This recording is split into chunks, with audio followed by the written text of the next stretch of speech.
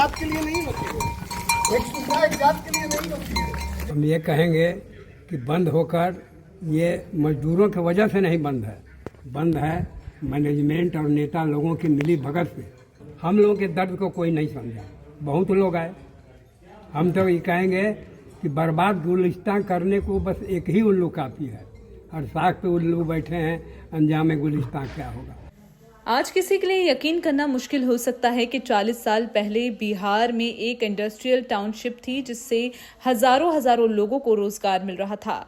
यहां बिहार ही नहीं यूपी और पंजाब के लोग भी आकर नौकरी कर रहे थे। डालमिया नगर नाम की इस टाउनशिप में कई तरह की फैक्ट्रियां थी जिसमें सीमेंट, कागज, चीनी से लेकर वनस्पति घी तक बनता था। पर बिहार की भ्रष्ट उद्योग नीति ने उस टाउनशिप को उजाड़ दिया और आज दिन तक बिहार में रोजगार ऐसा सवाल है जिसका सीधा जवाब किसी राजनीतिक पार्टी के पास नहीं। उनके पास सिर्फ चुनावी वादे हैं, पर उससे 40 साल बाद भी पलायन नहीं रुका। बिहार में जब जब चुनाव आता है, रोहतास जिले के डालमिया नगर के खंडहर भवन फिर से जिंदा हो जाते हैं। वहां काम कर चुके कर्मचारी अपना दुखड़ा सुनाते हुए ये कहना नहीं भूलते कि वे क्या सुनहरे पल थे जब वे और उनका परिवार आजीविका के लिए दूसरे राज्यों में जाने का मोहताज नहीं था।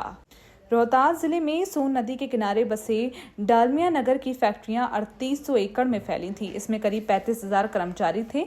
इसका अलग पावर हाउस, 60 बेड का अस्पताल और 67 किलोमीटर की निजी रेलवे लाइन तक थी। पर 1984 में खराब मैनेजमेंट और इस टाउनशिप के संस्थापक उद्योगपति रामकृष्ण डालमिया के देहांत के बाद सभी यूनिटें बंद हो गईं। फिर कुछ साल बाद इसे शुरू किया गया, पर ये कभी पटरी पर नहीं लौटी। 1938 में डालमिया नगर की सीमेंट फैक्ट्री का उद्घाटन नेताजी सुभाष चंद्र बोस ने किया। एक साल बाद यहाँ पेपर मिल शुरू हुई जो 1960 आते आते पूरे भारत में बनने वाले कागज का 20% उत्पादन अकेले करने लगी थी। 1950 के दशक में वित्तीय अनियमितताओं की जांच के बाद इसका पतन शुरू हुआ। फिर लेबर यूनियन के आंदोलन, नक्सलवाड़ी आंदोलन और जातीय हिंसा ने यहाँ तबाही मचवा दी। 2008 में रेल मंत्री रहते हुए लालू प्रसाद ने यहाँ फ्रेट बोगी फैक्ट्री नींव रखी, लेकिन वह नहीं चली। 2019 में मोदी सरकार ने वर्कशॉप घोषित की, लेकिन उसमें कोई प्रगति नहीं हुई। 2025 के विधानसभा चुनाव में डालमिया नगर के जरिए रोहतास जिले के लोग रोजगार का सवाल पूछ रहे हैं। अब देखना होगा कि अगली चुनी हुई सरकार इस पर क्या कदम उठाती है। देहरी रोहतास से संवाददाता अविनाश श्रीवास्तव की रिपोर्ट। हम लोग इसका पोस्टर टांगे थे। मूर्ख अफसर यहाँ रखे गए जिनको उस फैक्ट्री के बारे में कोई जानकारी नहीं है कि सीमेंट कैसे बनता है, क्या होता है, लेकिन उनको अधिकारी बना दिया गया इसलिए कि 2 नंबर पैसा ले। मजदूर तो अपना खून पसीना बहाकर बहुत कुछ दिया, अपना सारा जिंदगी दे दिया, लेकिन उसको मिला कुछ नहीं। प्रधानमंत्री जी आए थे, क्या प्रधानमंत्री आए थे, सुबह में एक बार बोले थे। क्या था प्रधानमंत्री? अरे यही मोदी जी। अच्छा। और कहे कि हम चलवा देंगे। प्रधानमंत्री तो जब नेहरू जी थे, हम 17 में पढ़ते थे लोग, हम लोगों का एनसीसी का ड्यूटी पड़ा था, जवाहरलाल नेहरू कॉलेज का नींव रखे थे वो, लेकिन उनको इस कारखाने से चिढ़ था कि चोर था ये मालिक, फैक्ट्री में नहीं आए नेहरू जी, इस प्रांगण में नहीं आए। उनकी मीटिंग हुई सोन में, उस समय इंद्रपुरी नहीं बना था, देहरी में ही एनीकट के नाम से बांध था, वहाँ यहाँ से नहर निकलती थी, उस बांध को बंद किया गया। सोन में उनका मीटिंग, अपार भीड़ थी, तो लेकिन आकर क्या किए, इंदिरा जी आई थी, जब लाल बहादुर शास्त्री थे मुख्यमंत्री प्रधानमंत्री, तो इंदिरा जी आई थी, आने को तो सब आए। उस समय इसका युग था, स्वर्णिम युग था इसका, क्या कहें इसको।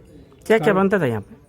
क्या क्या बनता था? देखिए यहाँ बनता था, प्रारंभ हुआ शुगर फैक्ट्री से, खंडहर लगा हुआ, पेपर बना, पावर हाउस बना, सीमेंट का फैक्ट्री था, एस्बेस्टस था, स्टील था, फाइबर था, सोडा रिकवरी था, साबुन बनता था, डालडा था, हनुमान छाप, जिसका कोई मिसाल नहीं था डालडे का।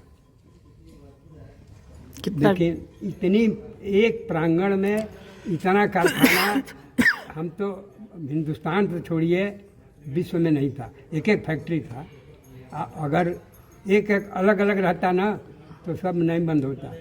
उस समय पेपर का मार्केट बहुत डाउन था, बिरला का फैक्ट्री बंद हुआ पेपर का, लेकिन यहाँ तो लोग इसको बंद करने पर तुले हुए थे मैनेजमेंट से लेकर। कितना कर्मी काम करते थे यहाँ पे? देखिए 20-25 हज़ार तो परमानेंट थे, कैजुअल ठेकेदारी और सारा लेकर 32 हज़ार आदमी थे। कब के ज़माने में?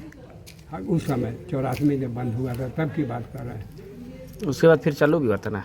हाँ, रिहेबिटेशन में चालू हुआ था, पुनर्निर्माण में सुप्रीम कोर्ट के पहल पर, लेकिन जो गवर्नमेंट का अधिकारी करते हैं चाट गए। ऐसे अगर हम कह दें कि यही पैसा मैनेजमेंट को दे दिया गया होता तो चला देते। उपेंद्र कुशवाहा जी भी आए थे ना? उपेंद्र कुशवाहा आए थे, कुछ नहीं किए। उपेंद्र कुशवाहा आए थे, लालू का खरीदे, लालू यादव जो रेल मंत्री थे, सोनिया गांधी आई थी, वो चलाई। कौन नहीं आया है? जिसको स्वार्थ सिद्धि करना था वो आया, स्वार्थ सिद्धि हुआ चले गए। लेकिन धुआं नहीं निकला अभी तक। धुआं तो हम लोगों का नाक गाँव सबसे धुआं निकल रहा है। बच्चे पढ़ नहीं सके, दवा नहीं हो सका, अरे खेत बेच कर लड़कियों का शादी किया गया। क्या नाम पड़ेगा गार्जियन आपका? मेरा नाम श्यामलाल। देखिए, हम एक खिलाड़ी भी थे, भोग रहे हैं, एक समय था। क्या कहा जाए सर, मेरा नाम अनिल कुमार श्रीवास्तव है। मैं इसी फैक्ट्री में काम करता था। 1980 में मैं यहाँ आया, 84 में फैक्ट्री बंद हो गई। इस फैक्ट्री का नाम सुनकर के इतना मतलब बढ़िया ये कारखाना था कि दोबारा जब बुलाया गया 90 में खुलने के टाइम, तो हम लोग रांची से नौकरी छोड़ करके यहाँ आ गए। और फिर पुनः जो ही इलेक्शन करा करके चालू कराया गया इसको, 1.5 साल 2 साल के अंदर अंदर फिर से बंद हुई फैक्ट्री। और तब से सारे नेता लोग आते हैं और कहते हैं कि ये चलवा देंगे, वो चलवा देंगे, ये करेंगे, कुछ नहीं करते हैं लोग। लालू जी आए, वो रेल मंत्रालय को दे दिए और होगा कि यहाँ कपलर का कारखाना खुलेगा, ये सबको होगा। बार बार आते हैं, जब इलेक्शन आता है तो लोग आते हैं और कहते हैं कि कारखाना खुलेगा, लेकिन कुछ नहीं होता है। इसके बाद पता नहीं चलता कि 5 साल कहाँ रहते हैं।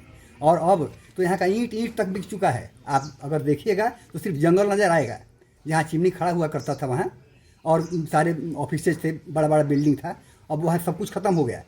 ईंट बिक गया, लोहा लकड़ सब कुछ बिक गया, मिट्टी तक बेच करके और बराबर हो गया है। अब यहाँ सिर्फ जंगल नज़र आता है और यहाँ गला रूंधने लगता है इस विषय में बात करने पर, चूँकि मैं यहाँ खुद नौकरी करता था। और आज अपने बेटे के लिए और अन्य लोगों के लिए जो भी यहाँ पर नए लड़के हैं, वो सब बेंगलोर और मद्रास और गुजरात और हरियाणा कमाने के लिए मजबूरन जाना पड़ता है। आज स्थिति देख लीजिए रेलवे कई हज़ार ट्रेन चलाती है बिहार में आने के लिए जाने के लिए। पलायन का जो मुद्दा है, ये नेता लोग कुछ नहीं करते हैं। डालमिया नगर का मुद्दा ही ख़त्म कर दिए लोग, कि न यहाँ कुछ रहेगा न इसकी चर्चा होगी। आज डालमिया नगर रहता तो लोगों को, हज़ारों लोगों को आज रोजगार मिलता। बिल्कुल। अगर ये फैक्ट्री चल जाए, आज अब वो फैक्ट्री तो ख़त्म हो गई, लेकिन रेल कारखाना ही अगर चालू हो जाए तो किसी न किसी रूप में कई हज़ार लोगों को यहाँ नौकरी मिलेगी। और कुछ तो पलायन कम होना ही होना है, निश्चित है। इतना बड़ा यहाँ औद्योगिक क्षेत्र है, कुछ नहीं होता है यहाँ पर। नीतीश जी और जगह लोग करते हैं, मोदी जी और जगह करते हैं, ये कारखाना खुल गया, वो कारखाना खुल गया, और यहाँ पर कुछ नहीं होता है। तो क्या कहें हम लोग मोदी जी को और नीतीश जी को और लालू जी को? किसी को दोष हम लोग दें कि क्या करें, समझ में नहीं आता है। मेरी प्रार्थना है मोदी जी से, नीतीश जी से कि डालमिया नगर पर ध्यान दें लोग, और यहाँ पर कारखाना चालू कराएं किसी भी प्रकार, ताकि लोगों को रोजगार मिले और यहाँ से पलायन का मुद्दा खत्म हो, और लोग खुशी खुशी आपको वोट दें और बार बार आप जीतें, आजीवन आप मंत्री रहें, बने रहें। हम लोगों को क्या चाहिए? हम लोग को विकास चाहिए, हम लोग को रोजी रोजगार चाहिए। इसके लिए कहते हुए आप लोगों को भी धन्यवाद। स्थिति में बिल्कुल दयनीय स्थिति में आप जो आए हैं यहाँ पूछ रहे हैं, ये बिल्कुल वीरानगी की अवस्था में। हम लोगों ने इसका सुनहला पल देखा है, झेला है, एंजॉय किया है। अभी तो आप देख ही रहे हैं चारों तरफ कैसी स्थिति है। तो ये जो है अभी बहुत बुरी स्थिति में है। अब इसके लिए सरकार को बहुत लोग आते हैं, अपने आश्वासन देते हैं, चले जाते हैं। खोखला आश्वासन उसको हम कहेंगे। हमारे प्रधानमंत्री जी मोदी जी बहुत बार यहाँ आए हैं, लेकिन उनका आश्वासन भी धरातल पर नहीं आ रहा है। इसके पीछे क्या कारण है समझ में नहीं आ रहा है। और हम चाहेंगे कि आप लोग के माध्यम से ये बात उनके कान तक जाए। इससे पूरा इलाका, 7 सीट तो मिनिमम रोहतास जिले का प्रभावित होता है। एनडीए को तो नहीं गया पिछली बार, इस बार क्या होगा कुछ कहना बहुत मुश्किल है। यहाँ जो हम लोग ये करीब 40 साल हो गया, 84 में बंद हुआ था, 40 साल हो गया। इस बीच में उस समय जो बच्चे थे अब जवान हो गए, उनके बच्चे अब जेएनजी में आ गए हैं। वो तो झेल लिए, अपनी ज़िंदगी जैसे तैसे चलाए, मरणासन पे बहुत लोग रहे, बहुत बुरे दिन देखे। अब उनके बच्चे आ गए हैं, वो लोग पढ़ अपने जैसे हो रहा है किसी ढंग से पढ़ाई लिखाई कर रहे हैं, लेकिन वो समझदार हैं। वो जो पूरे दुनिया और देश में चल रहा है जेएनजी का, ऐसा नहीं हो कि वो उस तरफ पलटी कहीं मारे, तो इससे एनडीए को बहुत तरह का नुकसान होने की संभावना हो सकती है, या चुनावी मुद्दे पे हम बोले। इसलिए सरकार को चाहिए कि इस पर पहल करे। आए नेता आते हैं, हेलीकॉप्टर से उड़ते हैं, चले जाते हैं, सदन में एक लेटर दे देते हैं, कभी लिख के आके कहते हैं कि मैंने लेटर दे दिया, उनकी आवाज़ भी नहीं उठती है, न कारखाने में तूती की आवाज़ जो होती है वो होता है। तो इस तरह से जम के इसके लिए आंदोलन करना पड़ेगा हमारे नेता को, जो आए फील्ड में आए, हम लोग से मिले, बात करें और हमसे कांटेक्ट में रहे। यहाँ के लोग हैं बहुत जागरूक हैं, इंडस्ट्रियल एरिया था, कल भी बहुत आगे था और आज भी सिर्फ पैसे आर्थिक स्थिति से पीछे है, सोच से पीछे नहीं, क्योंकि हम लोग का जो गैप हुआ है उद्योग समूह चालू होने से पलायन काफी रुकेगा। 100% रुक जाएगा। इस इलाके का 50 किलोमीटर का रुकेगा, मैं आपको दावे के साथ कह सकता हूँ। यही काम करने न जाते हैं बाहर, 15,000 में कमाते हैं, यहाँ का 10,000 रुपये ज़्यादा है। घर पे रहेंगे ना, क्यों जाएंगे बाहर लात खाने? बिहारियों को सुनने में शर्म आता है, बिहारी है कहने में।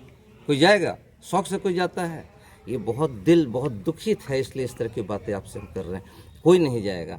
क्या नाम रहेगा आपका? मेरा नाम डॉक्टर रणधीर कुमार सिन्हा हुआ।